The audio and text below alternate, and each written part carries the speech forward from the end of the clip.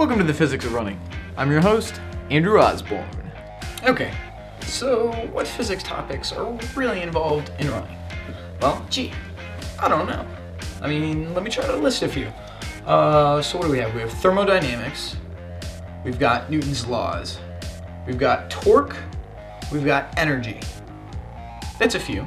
We're going to talk a little bit about your running speed and efficiency and how you can improve those with physics. So while you're running, you're trying to take as much force as you can, headed that way, the direction of your run, and you're trying to minimize forces against you. So, how most runners run is they take a step, and they land on their heel. This is called heel strike. This is bad for a couple of reasons. The first reason is because when you take that step, you've added a force that counteracts your motion. Second reason is because excess force shoots up your legs, and this can cause knee problems and hip problems. Bad. We want a midfoot strike. So you take your step, you land perpendicular to the ground. This sends only force up your leg and doesn't send anything against you. It makes use of your tendon's natural elasticity. Your Achilles tendon is much like this rubber tube. Whenever you step, your tendon stretches, storing potential energy. Then, when you roll off the ball of your foot, it compresses again, putting energy into your stride. So, this is a shot of what it looks like to heel strike. Pause it.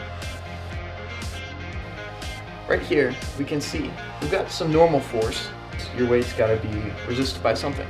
But then you've got your forward motion that has to be resisted by something. So that's what we call the braking force.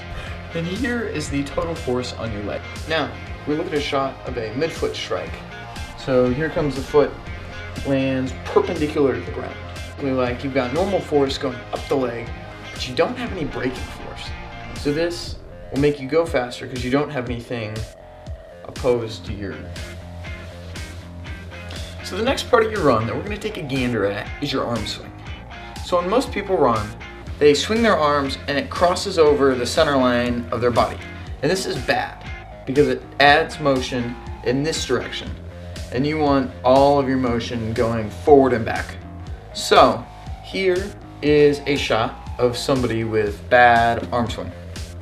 Notice how when we break the vector of their arm down, they've got some motion going side to side and they've got some of it going forward and back. That is bad. So we want all forward and back motion. Now we can show a shot of good arm swing. So this arm swing is good. When we break it down, there's only one vector, and that vector is forward and back. And that's what you want. So the next part of your arm swing you need to look at involves pendulum motion.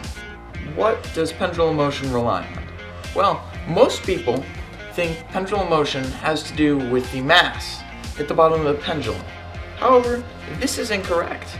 The period of a pendulum has to do with the length of the pendulum and not the mass.